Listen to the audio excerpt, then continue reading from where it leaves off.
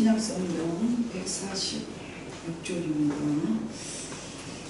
요한복음 3장 16절로 21절 교독하도록 합니다.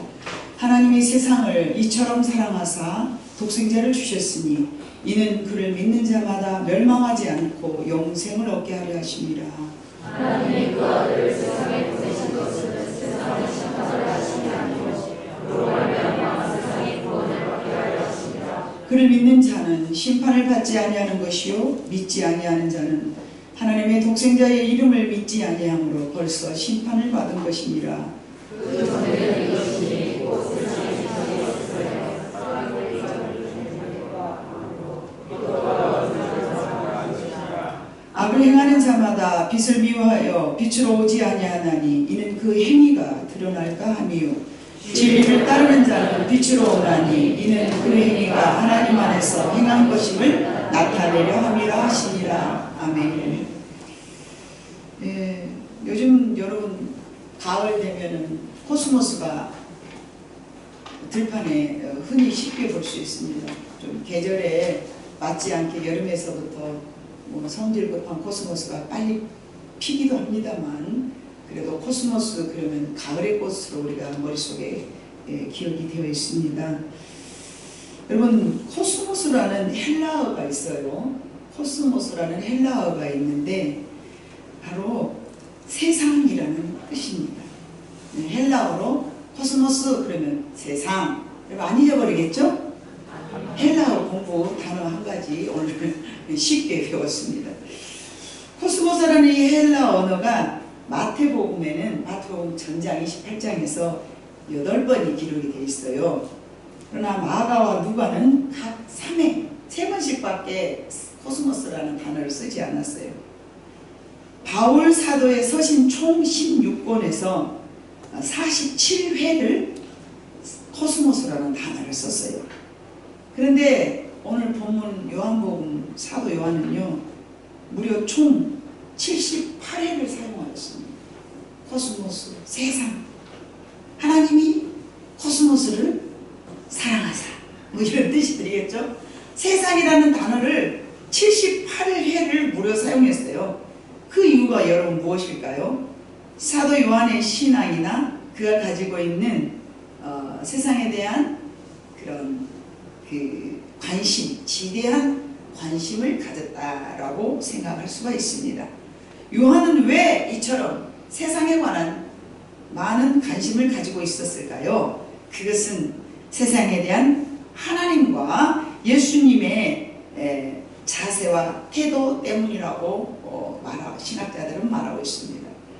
하나님이 그만큼 세상에 대해서 관심을 많이 갖고 계셨기 때문에 사도 바울 역시 사도 요한 역시 이렇게 세상에 대한 지대한 관심을 갖고 있었다. 다시 번복해서 말하자면 요한이 가지고 있는 코스모스, 즉 세상에 대한 관심은 예수님의 마음과 하나님의 마음임을 뜻하는 것이라고 말할 수 있습니다.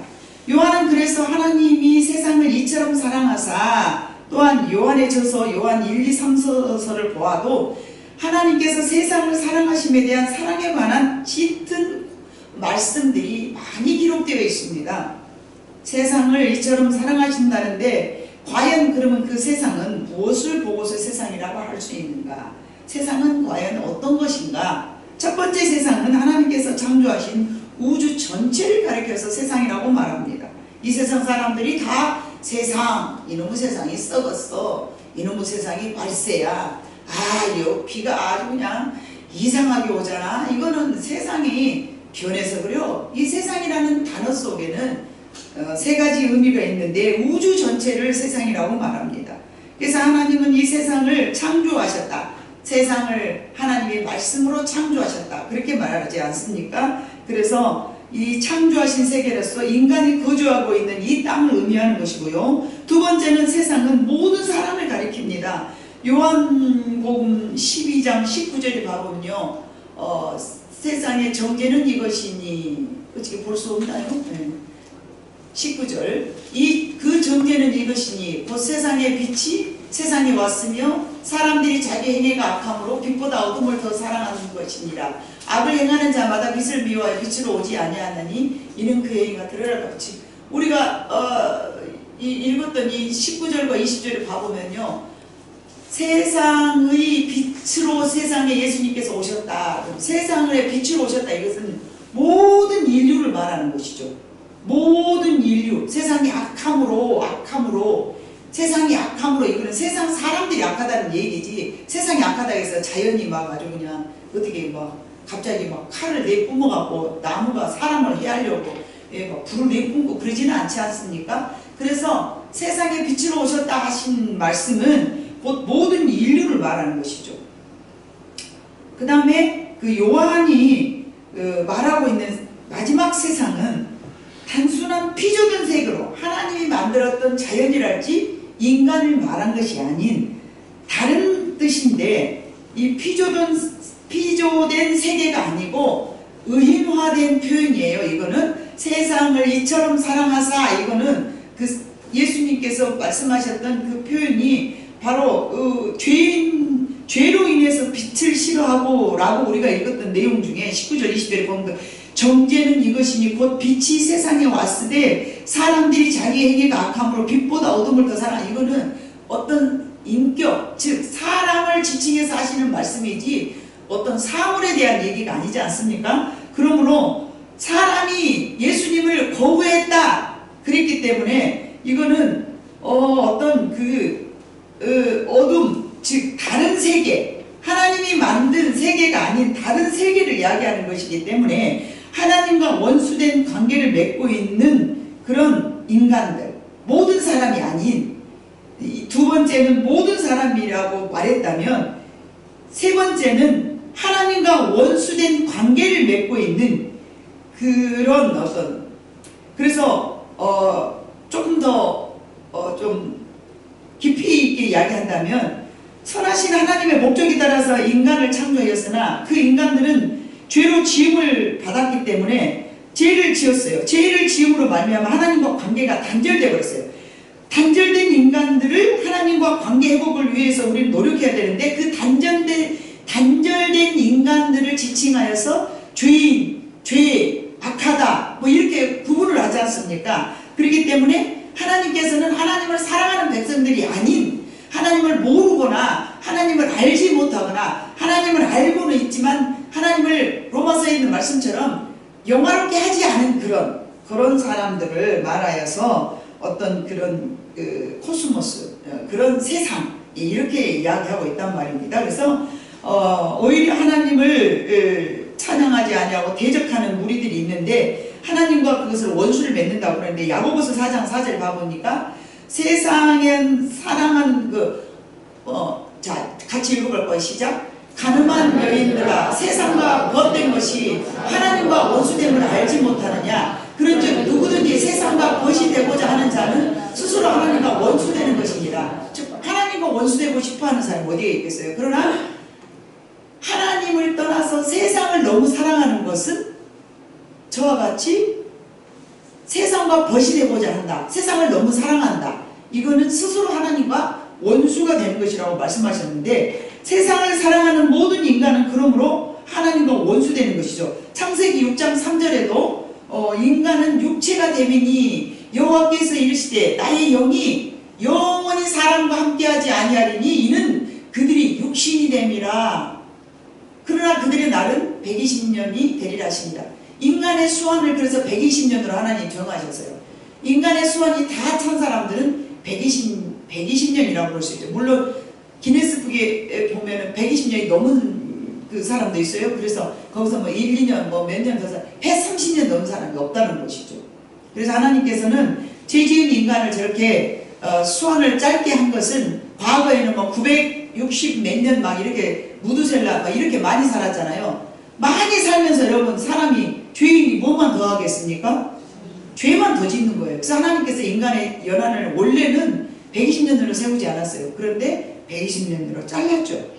그래서 육체가 되었는데, 죄를 지은 인간은 동물과 같이 영원히 하나님을 찬양하지 않고 있기 때문에 하나님께서 저렇게 말씀하신 거예요. 너희가 육신이 되었다. 이거는 원래 육신이 아니었는데 그러면 영혼이었는데 육신이 되었다. 이렇게 말씀하시는 게 아니고 너희가 영혼이 무뎌져서 나하고 점점 멀어졌기 때문에 하나님을 의식하지 못하고 예배하지 못한다. 그래서 그런 뜻으로 너희가 육신이 되었다 라고 말씀하시는 것이죠.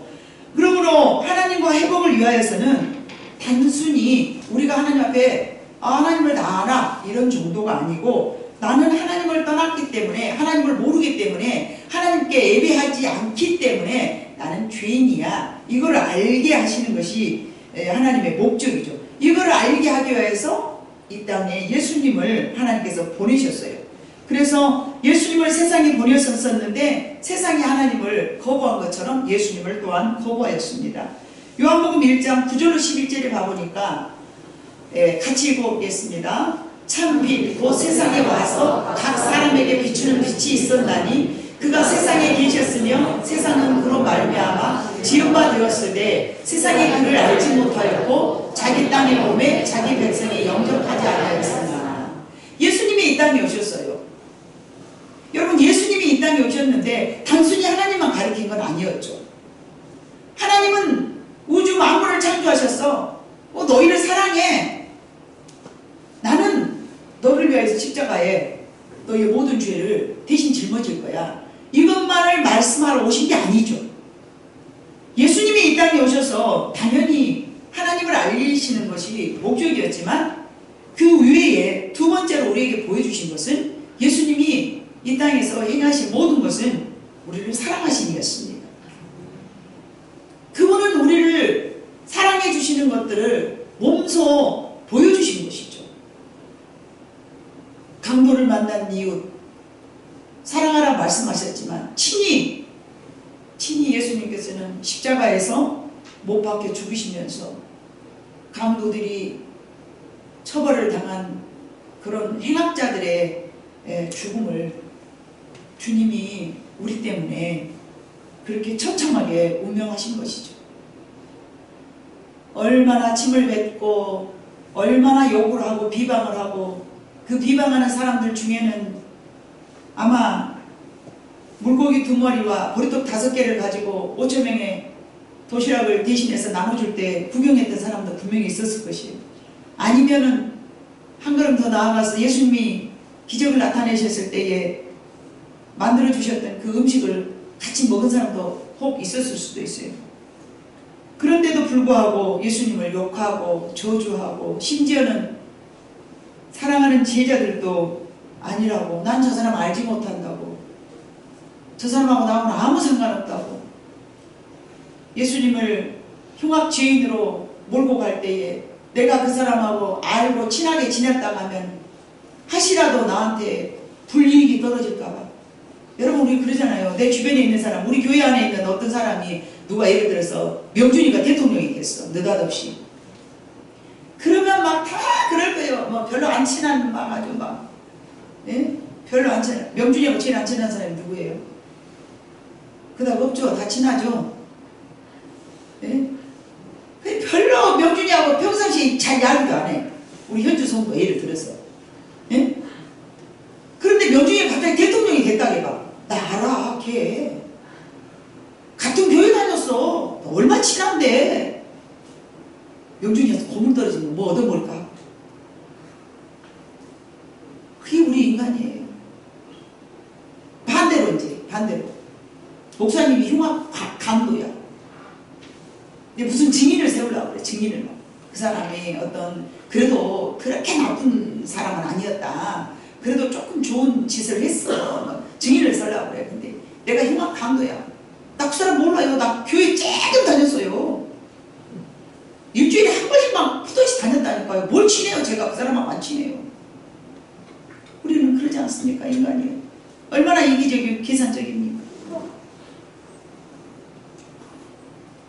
그러므로 사도 요한이 말하고 있는 이 세상이란 곧 하나님을 대적하는 세력으로서 하나님과 단절되어 소외되며 원수된 인간들이라는 의미입니다. 같은 인간은 인간인데 두 번째 인간은 모든 인간. 그러나 세 번째 요한이 말한 이 세상이라는 것은 하나님을 단절하고 거절하고 아주 그냥 멀리 떠나 있는 그런 사람, 그런 사람들을 하나님이 세상을 사랑하사 이처럼 사랑하사. 이처럼이라는 건 뭘까요? 이처럼 뭔가를 보여주면서 이처럼 그러잖아요. 하나님이 이처럼 사랑을 한다는 것은 16절에 이미 우리가 읽었던 독생자를 세상에 주셨다. 독생자를 세상에 주신 것을 이처럼이라고 말을 하는 거예요. 이 세상의 수많은 인간들은 예수님의 이러한 사랑을 알아야 됩니다. 죄인을 위해서 이 땅에 오신 것을 우리는 알아야 됩니다.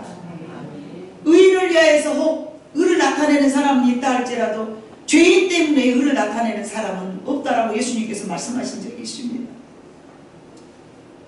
하나님의 참사랑을 외면한 채 세상을 향한 마음에 충만해져 있다면 그거는 하나님을 마음 아프게 한 정도가 아니고 원수를 맺는 것이라고, 예? 야고보서 4장 4절에는 그렇게 말씀하셨습니다. 하나님은 나는 하나님을 덜 사랑해. 그게 아니에요. 하나님과 친히 스스로가 원수가 됐다고 이야기하는 거예요. 여러분 생각을 해봐보세요. 예수 믿는 사람이 적당히 예수 믿으면 야 나는 믿음이 적어. 나는 하나님을 좀 덜 사랑해. 아니에요. 말씀을 의지해서 우리가 살펴본다면요. 하나님과 친히 원수가 되고 있는 것입니다. 반면에 여러분은 예수님의 사랑을 느끼십니까? 너무나 감사한 일입니다. 사랑은요 느끼는 자들만의 것입니다. 아무리 누군가 내가 사랑을 해요. 제가 여러분들이 알다시피 제가 자녀가 3명 있지 않습니까? 저는 공평하게 사랑하고 똑같이 사랑하고 어쩌면은 약한 놈이 더 아픈 손가락이 더 신경이 쓰인다고 못하면 못할수록 오히려 더 마음을 가질 수 있잖아요. 그런데 본인 스스로가 그것을 못 느껴. 나는 엄마 사랑을 못 느껴. 예? 자녀들 셋이서 똑같이 엄마가 나 사랑 안 해. 엄마가 누나만 사랑하던디? 엄마가 형만 사랑하던디? 아니요. 엄마는 동생들만 사랑해. 만약에 그런다 하면은 그건 본인이 못 느끼는 것이잖아요. 그죠? 저는 인간이라 어쩌면은 똑같이 사랑한다 할지라도 때로는 인간이라 똑같이 사랑하지만 때로는 마음이 좀 언짢거나 거성할 때 조금을 덜 나타내는 경우는 있겠죠. 똑같이 사랑하지만. 그러나 하나님은 그러시지 않잖아요. 저하고 달라서. 인간하고 달라서. 하나님은 변함없이 우리를 사랑하시고 하나님은 똑같이 사랑하셔요. 그런데 성도들이 하나님의 사랑을 각자가 느끼는 것이 다르다면 그거는 하나님이 뭔가를 잘못하셔서가 아니고 여러분이 뭔가가 잘못하신 거예요. 내가 하나님의 사랑을 못 느낀다면 그것은 내 탓이지 하나님의 탓이 아니라는 것이죠. 여러분이 하나님의 사랑을 느낀다면 그건 정말 큰 축복인 줄로 믿습니다. 예수님께서 아무리 사랑하셨으나 그 사랑을 못 느낀다면 아직 주님을 만나보지 못했다거나 또는 그 사람이 만나지 못한 이유는 간단합니다. 주님보다 다른 쪽에 더 관심을 많이 가졌기 때문입니다. 세상을 더 많이 사랑했기 때문입니다. 예수님께서 아무리 여러분을 사랑하셨으나 그 사랑을 못 느낀다면 관계 회복을 위하여서 여러분들이 좀 더 노력해야 될 것입니다. 세상 일에 너무 분주하거나 세상에 너무 빠져있거나 세상에 내 마음을 빼앗기고 있다면 주님의 사랑을 당연히 못 느낄 것이라는 것입니다. 가령 젊은 남녀가 서로 사랑한다면서 서로 다른 것을 바라보면서 남자는 남자대로 너무 골프를 좋아해요. 여자는 여자대로 항상 핸드바꾸나 사고 백화점에 들어다니면서 멋내기만 좋아해요. 그러면서 생각을 해요. 내 남자는 나를 사랑한다면 저런 백화점에 즐비하게 늘어져 있는 보석 같은 것이나 원피스나 가방이나 막 저런 걸 사줘야 저걸 나를 사준다면 내 남자친구가 나를 사랑한 거야. 이렇게 생각을 하고 있어. 그런데 남자는 반대로 저것이 나를 사랑한다면서 내가 좋아하는 골프를 맨날 못하게 하네. 왜 그런 걸 하냐고 하고 가가지고 어떤 남자하고도 희닥거리려고 가려고 그러냐고? 서로 뭔가가 맞지가 않아. 그러면 사랑이 서로 같지 않기 때문에 안 사랑한다고 오해를 하게 되는 거예요. 왜냐? 바라보는 것이 다르기 때문에. 그래서 바라보는 것이 같아야 되는 거예요. 가족 간의 화목도 마찬가지예요. 우리가 예수를 믿기 시작했다면요, 다 같이 하나님을 먼저 사랑하는 것으로 가족이 한 마음으로 한 곳을 바라봐야 되는 거예요. 그래야 같이 공유하면서 어머 하나님이 오늘 말이야 나한테 이렇게 하셨어. 어머 그래? 하나님 나를 너무 사랑하시더라고. 나는 오늘도 하나님 사랑하셔서 기도하는데 말이야. 저는 하나님이 사랑하심을요 언제 느낍니까? 기도할 때 느끼는 거예요. 하나님 나를 너무 사랑하셔서 오늘도 나에게 죄를 깨닫게 해주셨어. 내 죄를 보게 해주셨어. 내 죄가 이렇게 지난 거를 나를 알게 해주셨어. 저는 그렇게 하나님을 사랑하고 느낀단 말이에요. 근데 죄를 가르쳐줬을 때 하나님은 꼭 나한테 내 죄만 가르쳐줘. 돈이나 주라는 게 돈을 안 주고 말이야. 맨날 죄만 가르쳐줘. 하나님 나를 안 사랑한가 봐? 이럴 수가 있단 말이죠. 똑같이 하나님을 사랑하고 섬기지만, 똑같이 하나님을 모시고 영접하고 하나님을 기쁘게 해드린다고 살아가고 있지만, 만약에 하나님을 섬겨도 다른 방향으로 바라본다면 우리는 서로 하나님의 사랑을 못 느끼고 또 같은 대화를 할 수 없고 이런 안타까운 일이 생긴다는 것이죠. 그래서 주님은 분명 우리에게 가장 좋은 사랑을 표현해 주셨는데, 그것이 뭐냐면요, 우리를 너무너무 사랑하셔서, 원래는 우리가 죄인이기 때문에 너무 사랑하시니까 내가 너를 죄인이 아닌 다시 의인으로 만들어줄게. 이것이 예수님이 우리에게 나타내 주신 사랑이셨어요. 아멘? 그런데 많은 인간들이 주님이 나를 사랑한다면서 왜 직장을 안 올려주세요? 왜 나한테 돈을 안 주세요? 이것만 노리고 있는 거예요. 이것만 소망하고 있는 거예요. 이것만 욕심하고 이것만 바라보고 있는 거예요. 그러니까 하나님이 나를 사랑한다는 걸 못 느낀다는 것이죠. 주님이 나를 사랑하시는 것은요, 주님이 보셨을 때에 가장 사랑하는 것은 우리가 죄인이면 하나님을 영원히 못 만나고 영원한 세상에 들어가서도 불구덩이에 들어가기 때문에 하나님은 우리에게 큰 걸 보고 계시는데, 우리는 잔챙이들 막 오늘 나 먹을 것 안 줬네, 오늘 나 집을 안 줬네, 오늘 나 뭘 안 줬네. 이 요만한 콩같이 여러분이 아파트 하나 건물 하나 가진 것은 엄청 큰 것이죠. 하나님 앞에 그것이 아무것도 아닌 거예요. 여러분 생각해 봐보세요. 내 자녀를 여러분들 수준에서 사랑하니까 내 자녀가 정말로 생각할 때는 우리 아들이 지금 막 헤어 뭔데고 막 이런 걸 좋아해. 근데 야, 너 잘 되려면 공부 잘해야 돼. 이걸 엄마가 갖고 있어. 근데 얘는 오늘 먼 미래를 생각해. 부모가 꼭 꼴랑 생각하는 것이 먼 미래를 생각하는 것이 직장 얻어갖고 나중에 좋은 가정을 갖기를 위한 것을 부모는 생각해. 근데 얘는 그걸 생각하지 뭘, 미래를 생각하지 못하고 오늘만 생각해. 오늘 멋내고 오늘 다른 사람들 앞에서 멋져 보이고 이것만 생각해.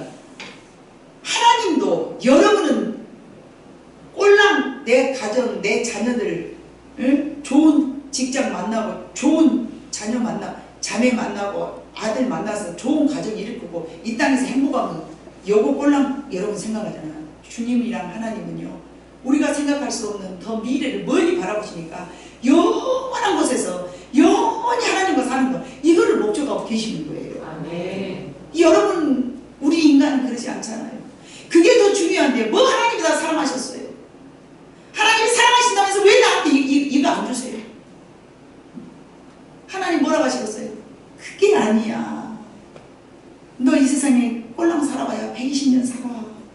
그 이후로 나는 너를 위해서 준비하고 있어. 예수님이 뭐라고 말씀하셨어요? 나는 너희를 위해서 뭐를 준비하러 간다? 처소를 준비하라. 수요일날 예배 공부 나온 사람 다 알아요. 처소를 준비하라. 이 처소는 뭐예요? 아파트 짓고 계실까요? 하늘에게서? 여러분이 영원히 살 수 있는, 저 영원한 곳에서 영원히 주님과 살 수 있는, 죄인은 올 수 없는, 의인만 들어올 수 있는 한 사람 한 사람을 세우기 위해서 아직도 중보하고 계신다는 얘기예요. 아멘. 나랑 영원히 같이 살 수 있도록 중보하고 계시는 거예요. 그것이 처소를 예비하러 가신다는 말씀이시랍니다. 영원히 하나님과 살기 위하여서 여러분이 이 땅에서 먹을 것 썩을 것에 마음에 빠져가지고 헛짓거리하고 앉았을 때에 내 자식들이 헛짓거리하고 앉았을 때 여러분 가슴이 얼마나 찢어집니까? 예?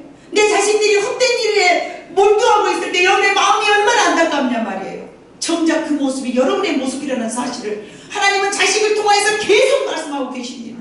네 자식들이 헛짓거리하고 앉았으니까 네가 마음이 속상하냐? 그게 너요.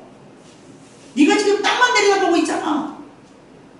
무엇을 먹을까? 무엇을 입을까? 그 가난했던 삶을 아직도 던져버리지 못하고 내 부모의 삶을 참 미안하지만요. 우리 가족 흉 좀 보겠습니다. 우리 어머니가 저희들을 너무 가난해서 예? 너무 가난해서 이삭을 주워다 먹고 저희들을 키웠어요. 보리 이삭, 감자 이삭, 고구마 이삭 바닷가에 다니면서 고동 주워다 먹고 우리 어머니가 그걸 하셨잖아요. 우리 형제간들 그걸 다 좋아해요. 뭐 땅이 몇천 평 있고 뭐 빌딩 있고 그래도 상관없어요. 왜냐하면 그건 나쁜 짓이 아니니까 하나님을 만나서도 버리려고 생각을 안 한 거예요. 하나님을 만났으면 우리가 변화되어야 되잖아요. 근데 밭에 가서 이삭 주워 먹는 것은 남을 해롭게 하는 일이 아니잖아요. 그러니까 그것을 버리질 않아요. 요구하고 의심하고 죄를 짓고 근심하고 혈기 부리고 자존심 부리고 욕심 부리고 거짓 부리고 이거는 다 죄라고 생각하니까 버리려고 길을 썼어요. 그러나 밭에 가서 이삭 주워 먹는 것은 버리려고 생각을 안 한 거예요. 왜냐하면 죄가 아니니까. 여전히 우리 언니들이 그것을 너무 즐기고 사는 거예요. 여러분, 내가 죄를 다른 사람한테 피해를 끼치지 않는다 그래서 내가 열심히 살아가는 것 그것이 남한테 해롭지 않다고 그래서 하나님 앞에서 버려야 될 것이 아니라고 생각하면 잘못한 거예요. 하나님은 여러분들이 그렇게 허리가 휘도록 일만 하면서 아니면은 아주 그냥 자기 몸이 다 망가지도록 열심히 이 땅에다가 막 축축해 놓고 먹고 살으라고 그걸 좋아하시지는 않으세요. 하나님을 의지하면서 우리 하나님이 부자니까 나 다 주실 거야. 왜 오병이어 이적이 나타났습니까? 나는 마음만 먹으면 무에서 유를 창조할 수 있어. 이걸 보여주신 거잖아요. 안 그러면 예수님께서 내일 나 5시에 동산에서 예배 드리려니까 그 도시락 다 싸와 광고하셨어야죠. 하나님 그걸 모르시겠습니까? 아니면은 해가 지기 전에 어서 가거라. 이제 저녁 없어. 집에 가서 밥 먹어야지. 이걸 보내야죠. 하나님은 우리에게 아무것도 없어도 다 먹을 것을 주시고 또 우리가 필요한 것을 다 주신다라고 마태복음 6장에 말씀하셨잖아요. 같이 읽어봐요. 시작. 그러므로 내가 너희에게 이르니 목숨을 위하여 무엇을 먹을까 무엇을 마실까 몸을 위하여 무엇을 입을까 염려하지 말라. 목숨이 음식보다 중하지 아니하며 몸이 그것보다 중하지 아니하며 심지도 않고 거두지도 않고 창고에 모아 그리지도 아니하니 너희 하늘 아버지께서 계시다니 너희는 그들보다 귀하지 아니하니. 아무려면 하나님께서 새도 다 아파트도 없고 그래도 다 살잖아요. 들에 피는 백합화를 보라. 다 내가 먹이고 입힌다. 걔네들은 미래를 준비하잖아요. 가을만 준비하죠. 올겨울에 내가 동면을 들어가려면 이제 영양분을 섭취했다가 낙엽을 다 떨어버리고 이제 내년에 다시 새싹으로 옮돋아야지 그러면서. 여러분, 하나님께서는 우리의 모든 죄를 소멸시키려고 예수 그리스도를 이 땅에 보내주셨습니다. 어리석은 인간들은 돈, 명예, 건강, 교육, 노년의 평안함 또는 안전, 이 땅에서 안락하고 풍요롭게 지내는 것에 몰두하고 있을 때에 물론 그것들이 매우 우리에게 유용한 것이긴 하지만 잠깐 후면 없어질 것이라는 것이죠. 인생의 궁극적인 가치 있는 것들은 결국 아니라는 것이죠. 모든 사람들에게는 자신이 원하든 원치 않든 반드시 직면해야 될 한 생이 있습니다. 나한테 주어진 생이 있단 말이죠. 그것은 이 생과는 비교할 수 없을 만큼 중요한 사후세계입니다. 그것은 두 길로 나눠지는데 천국과 지옥이라는 것이죠. 우리는 엄마 뱃속에서 태어난 그대로 살다가 생을 마감한다면 결코 천국에 갈 수가 없습니다. 따라서 반드시 준비되어야 하는데 그것이 바로 구원의 티켓이라는 것입니다. 참 구원을 얻는 길은 오직 예수를 믿고 구원을 얻어서 변화되어 의의 옷을 지키는 것이고요. 그렇지 않는 것은 이제 자연 그대로 내가 살던 예수를 믿는 것은 그냥 내 상황과 아무 상관도 없이 시간적인 여유 있어서 저하고 맞으니까 그저 종교생활처럼 그래야 정신세계가 맑아지고 좋아지기는 하더라 이렇게 생각하는 사람들도 있습니다. 그러나 아닙니다. 우리는 필수적입니다. 한 예화를 여러분에게 말씀드리고 싶습니다. 한국의 초대교회 시절에 많은 일을 행하셨던 김익두 목사님이 계십니다. 그는 젊은 시절에 장안에서 유명하기에 그지없는 깡패였습니다. 소문난 깡패였습니다. 그래서 사람들이 그 사람만 쳐다보면은요 도망다니는 거예요. 왜냐하면 그 사람이 가는 곳마다 늘 시비와 싸움하기를 좋아해가지고 그냥 넘어가지를 않아. 누가 조금 자기하고 거슬리면 시비 터갖고 싸움해야 돼. 모든 사람들이 그를 보기만 해도 뱀을 보듯이 피하였습니다. 그런데 이 사람에게 큰 변화가 생겼어요. 어느 날 우연히 누구로부터 하나님의 말씀을 받아들여서 복음을 접하게 됐습니다. 그가 회개하고 새 사람이 되었으나 새 사람이 되었다는 말을 누구도 믿어주지를 않아요.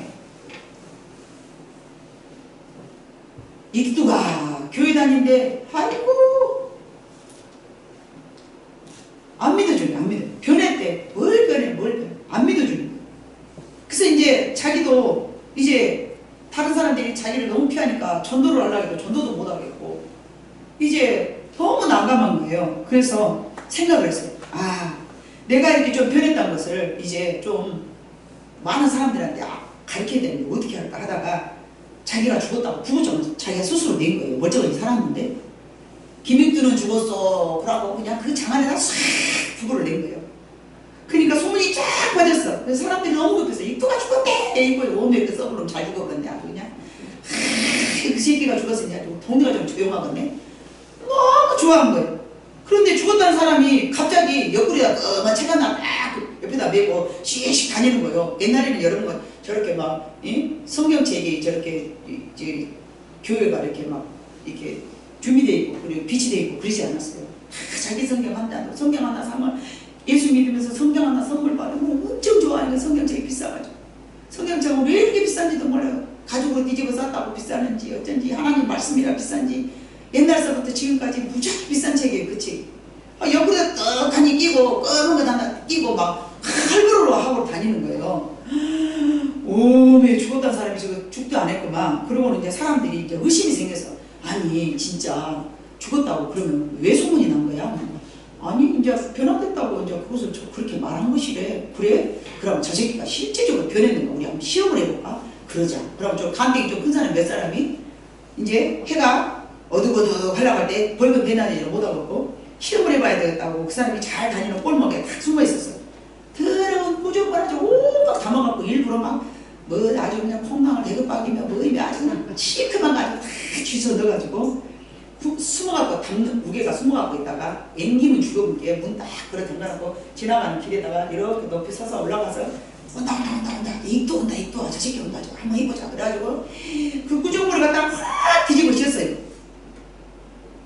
그러니까 이제 부숴놓고 어쩐가 보자 하고 봐봤더니 대차 한 말 안 하고 탁탁탁탁탁 떨면서 탁 뒤집어 씌워놓고 뭐라고 말했냐면 옛날에 언제 몇 달 전이란가 그랬겠죠. 언제 옛날에 내가 죽었을 게 망정이요. 그러면서 멀쩡하니 나는 이미 죽었어. 그러고 탁탁 털고 가면서 만약에 그놈이 살았더라면 당신들은 썩하지 못했을 것이요. 그러면서 갔더라는 거예요. 나는 다시 태어나는 것을 멋지게 보여줍니다. 주님을 사랑하는 사람들은 하나님의 사랑을 맛본 사람들입니다. 이와 같이 달라져야 될 줄로 믿습니다. 의식적으로 예수님께서 누구든지 내 계명을 지키는 자가 곧 나를 사랑한다 그랬어요. 단순히 예수만 믿고 구원을 받았다 하면은 그 너무 염치 없는 것이지 않습니까? 우리는 세상의 빛과 소금이라고 예수님께서 말씀하셨어요. 빛과 소금이라는 것은 무엇일까? 사람들 앞에서 내가 더 착한 모습으로 그들에게 나타나 보여줘야 되는 거예요. 소금이라는 것은 고르게 좋은 말만 해야 되는 거예요. 즉 죄 지은 인간들에게 빛처럼 착한 행실, 죄를 지은 인간들에게, 죄 짓지 않은 인간들은 우리가 빛될 필요가 없어요. 그런데 죄 지은 인간, 못돼 먹고 막 김익두처럼 막 이상한 인간들 앞에서 우리는 바른 행실을 하고 사랑을 보여줘야 되고 나타내 보여줘야 되는 거예요. 이게 예수님의 사랑을 맛본 사람들이 살아가야 될 마음가짐이고 행동이고 삶이라는 것입니다. 여러분, 그것이 하나님의 사랑을 맛본 사람들의 하나님에 대한 빛을 갚는 것입니다. 하나님은 죄인들을 사랑하셨습니다. 그래서 하나님은 다시 한번 여러분 다 같이 한번 해봐요. 3장 16절 말씀 시작. 하나님이 세상을 이처럼 사랑하사 독생자를 주셨으니 이는 그를 믿는 자마다 멸망하지 않고 영생을 얻게 하려 하심이라. 아멘. 하나님이 우리를 사랑하시는 것은요, 멸망하지 않고 영생을 얻게 하시려는, 우리는 아파트, 건강, 직장, 명예, 돈 이런 것들을 주어야 하나님이 나를 사랑한다고 느끼지만 그것은 우리 인간들이 아직도 여전히 육적인 감각을 버려버리지 못하고 거기에 흠뻑 젖어 있어요. 왜요? 우리 부모로부터 그것이 가장 귀하다고 우리 마음속에 그렇게 교육받았기 때문에 그렇습니다. 여러분, 그것이 다른 사람에게 해를 끼치지 않는 일이라 할지라도 하나님께서 원하지 않은 것은 버려야 됩니다. 야고보서 4장 4절을 다시 한번 보여주시기 바랍니다. 같이 읽습니다. 시작. 가늠한 여인들아, 세상과 벗된 것이 하나님과 원수됨을 알지 못하느냐. 그런즉 누구든지 세상과 벗이 되고자 하는 것은 스스로 하나님과 원수되는 것이니라. 하나님과 원수돼서 여러분 좋을 거 뭐 있습니까? 예? 이 나라의 대통령하고도 친하면은 고물이 떨어지는데 하나님과 친해야지 여러분의 인생이 달라지지 않겠습니까? 세상을 사랑하면 저와 같이 하나님과 원수되는 것이라고 하나님이 말씀하셨기 때문에 우리는 하나님과 원수된 모든 일들을 다 잘라나가고 끊어나가야 될 줄로 믿습니다. 하나님이 우리를 사랑하셨기 때문에 우리 또한 세상을 사랑해야 되는데 누구를 사랑해야 된다고요? 죄된 인간들을 사랑해야 될 줄로 믿습니다. 지금의 방법이 아닌 다른 방법으로 죄인들을 향한 영혼에 대한 사랑으로 우리는 세상으로 나아가야 될 줄로 믿습니다. 우리가 세상을 사랑하는 것을 하나님은 아주 기대하고 계십니다. 이 과거에는 예수님을 통하여서 이 땅에 구원받기를 원했지만 지금은 저와 여러분을 통하여서 이 세상이 변화되기를 지금도 원하고 계실 줄로 믿습니다. 우리 뒤에는 우리를 지금도 중보하고 계시는 예수님이 계셔서 우리가 놓고 생각하는 모든 영혼들을 놓고 기도할 때에 우리 하나님께서, 우리 주님께서 중보하시고 그들을 하나님 앞으로 인도하기에 부족함이 없을 줄로 믿습니다. 세상을 이처럼 사랑하사 독생자를 주셨던 것을 다시 한번 기억하시면서 내가 세상을 사랑한다라는 의미는 예수님과 같은 마음으로 세상을 살아가되 오늘 또 여러분이 이제 명절을 맞이하여서 많은 이웃과 친지들을 만날 때 죄 지은 인간들을 바라보면서 비판하거나 판단하지 말고 주님의 마음으로 하나님이 세상을 이처럼 사랑하사 이 말씀을 마음속에 꼭 새기면서 그래요, 저들의 허물까지라도 사랑할 수 있는 여러분들의 마음이 되시기를 주님의 이름으로 축복합니다. 기도하겠습니다.